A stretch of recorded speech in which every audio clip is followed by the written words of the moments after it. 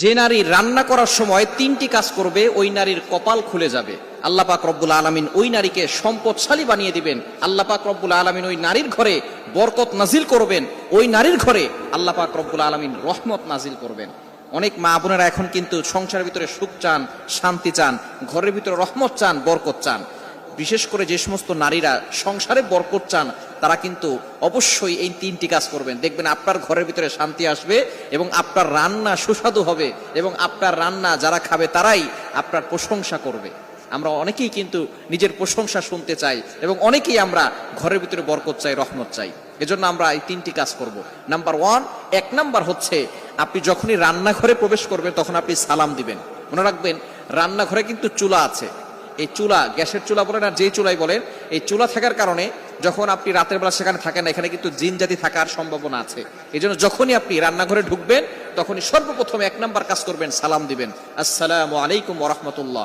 কেউ থাকুক আর না থাকুক, ঘরে যখনই প্রবেশ করবেন, যদি ঘরে কেউ নাও থাকে তারপরে সালাম দিবেন, কারণ ঘরের ভিতরে অনেক সময় শয়তান থাকে।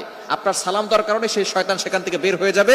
শয়তান আপনার ঘরের ভিতরে আর বসবাস করতে পারবে না, সেখান থেকে শয়তান বের হয়ে যাবে। আল্লাহ পাক রব্বুল আলামিন নিজে বলে দিয়েছেন, কোরআন খুলেন, আল্লাহ পাক রব্বুল আলামিন বলছেন 18 নম্বর পারা 17 নম্বর পৃষ্ঠার 13, 14, 15 নম্বর লাইন, সূরাতুন নূরের 61, 61 নম্বর আয়াতে রব্বুল আলামিন বলেন, ফাইদা দাখালতুম বুয়ুতান ফাসাল্লিমু আলা আনফুসিকুম তাহিয়াতাম মিন ইনদিল্লাহি মুবারাকাতান তাইয়্যিবা। যেই ঘরে ঢোকার সময় কোনো ব্যক্তি যদি সালাম দেয়, আল্লাহ পাক রব্বুল আলামিন ওই ঘরের ভিতরে বরকত নাজিল করেন। আল্লাহ পাক রব্বুল আলামিন পবিত্র রিজিক সেখানে দান করেন।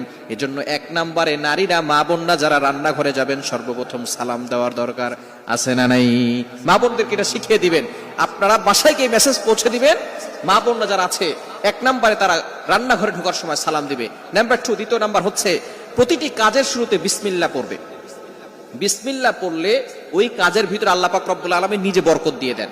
বিসমিল্লাহ পড়লে কোনো রান্না করলে ওই রান্নার ভিতরে আল্লাহ তাআলা স্বাদ বাড়িয়ে দেন, ওই রান্নার ভিতরে আল্লাহ তাআলা রহমত দেন, ওই রান্নার ভিতরে আল্লাহ তাআলা বরকত দান করেন।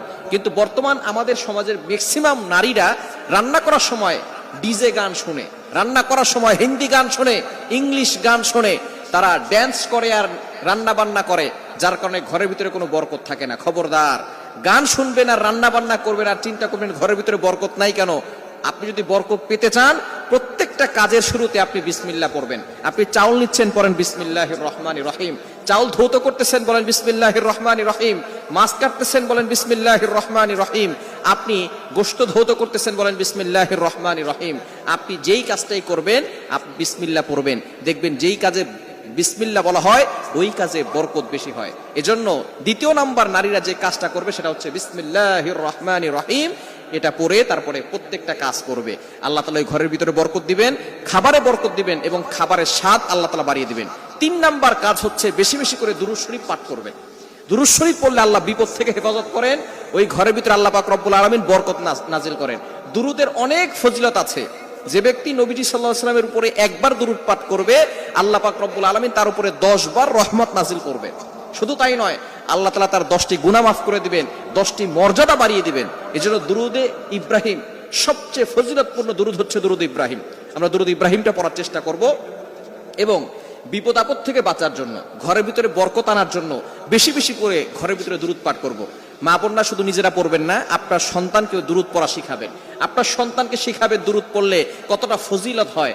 যে ব্যক্তি নবী সাল্লাল্লাহু আলাইহি ওয়াসাল্লামের উপর দুরুদ পড়বে তার প্রতি অনেক ফজিলত রয়েছে এবং আল্লাহ পাক রব্বুল আলামিন প্রটেক্ট ফ্রম অল অ্যাক্সিডেন্ট, সকল দুর্ঘটনা, অ্যাক্সিডেন্ট থেকে আল্লাহ পাক রব্বুল আলামিন তাকে হেফাজত করবেন। সুতরাং মা বোনরা ঘরের ভিতরে এই 3টি কাজ করবেন, আপনার কপাল খুলে যাবে, সম্পদে বরকত আসবে, আপনার রিজিকে বরকত আসবে, ঘরের ভিতরে রহমত আল্লাহ তাআলা বৃষ্টির মতো নাজিল করে দিবেন। আল্লাহ তাআলা আমাদের প্রত্যেকটা সংসারের মা বোনদেরকে এই 3টি আমল করার তৌফিক দান করেন।